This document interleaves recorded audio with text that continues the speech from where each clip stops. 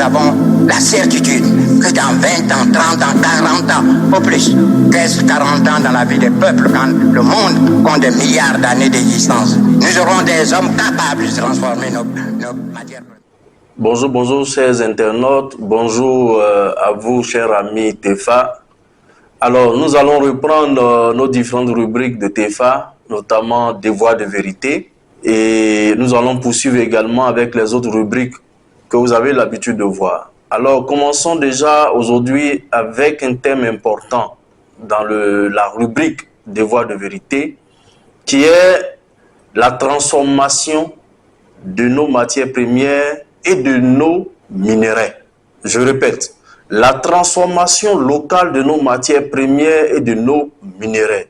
Nécessité urgente. Je le dis avec beaucoup d'amertume parce que un pays comme la Côte d'Ivoire, où nous sommes premier producteur mondial du cacao, où nous sommes premier producteur mondial dans plusieurs produits agricoles, un pays comme la Côte d'Ivoire, où nous avons également de l'or, où l'année dernière seulement, en 2021, la Côte d'Ivoire a exporté pour 6 632 milliards de francs CFA en or.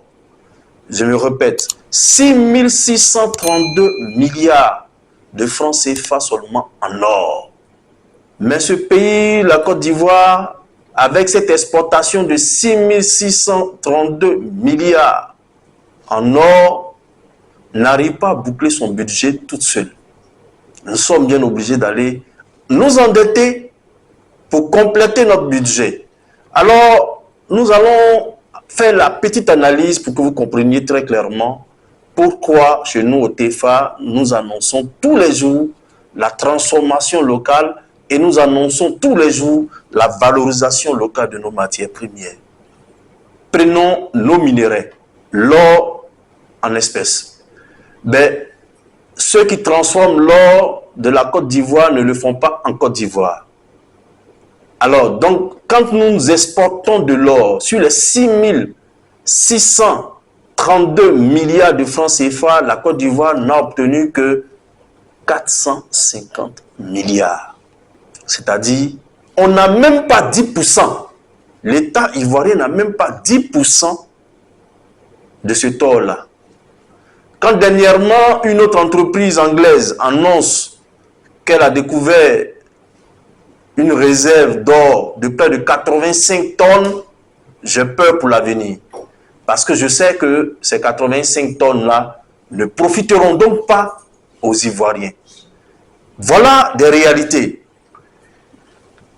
Les chiffres sont là. Quand nous parlons d'aller à l'industrialisation et que nous disons que la Côte d'Ivoire n'a pas avancé sur le chemin de l'industrialisation, aujourd'hui, les preuves sont là. Vous avez un rapport qui a été sorti dernièrement par la Banque mondiale qui parle de la performance en industrialisation des pays africains.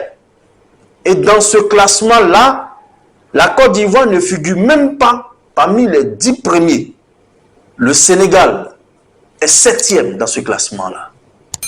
Et nous avons fouillé au-delà des 10 premiers pour voir quand même quel rang occuperait la Côte d'Ivoire. Et quand nous jetons un coup d'œil, la Côte d'Ivoire est située à la 13e place en matière donc de valoriser nos matières premières. Ceci est très insuffisant et ceci entraîne donc des pressions de toutes parts au niveau des Ivoiriens. Ceci entraîne donc des pressions inutiles parce qu'à leur demander aux Ivoiriens de payer CEMU, alors que ce CEMU-là ne nous profite pas dans les hôpitaux, franchement, si ce n'est pas une pression, je ne sais pas quel est le mot que nous allons utiliser.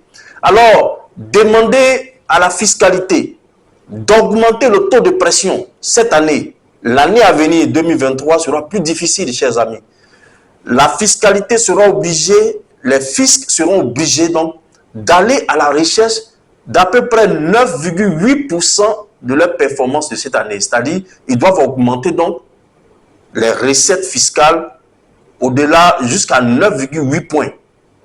Vous voyez, c'est très énorme. Cela suppose que les agents d'impôts seront dans nos quotidiens et les entreprises auront beaucoup de difficultés au plan fiscal.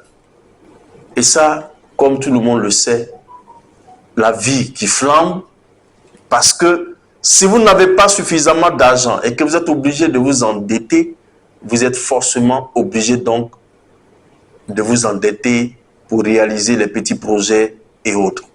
Alors, il y a urgence. Il y a urgence d'adopter maintenant la VNC que propose la plateforme TEFA. Il y a urgence de passer nous-mêmes à la transformation de nos minerais. Parce que si les 632 milliards étaient effectués ou transformés ou bien valorisés par la Côte d'Ivoire, on aurait pu retenir chez nous environ 3 000, qu'on ne serait même pas obligé d'aller nous endetter pour compléter notre budget. On aurait pu retenir chez nous au moins 4 000 milliards, et ceci peut-être nous aurait empêché de mettre cette pression au niveau de la 4CMU. Voilà, il est très très important de commencer à valoriser. Et je dis bonjour et bravo aux Maliens qui, eux, ont commencé à transformer sur place leur or. Ils ont même des lingots d'or estampillés Mali et autres. Voilà le chemin, voilà la route, voilà ce qu'il faut faire quand nous voulons porter son pays vers un développement durable, vers une prospérité partagée. Alors, si vous avez entendu cela, et si vous pensez que ce que nous prenons, notamment la VNC, est une bonne chose, rejoignez-nous dans l'élan que nous sommes en train de lancer. Rejoignez-nous dans l'élan national citoyen. Vous allez voir un lien. Inscrivez-vous. Et nous devons à la Côte d'Ivoire la réalisation de la VNC. Merci.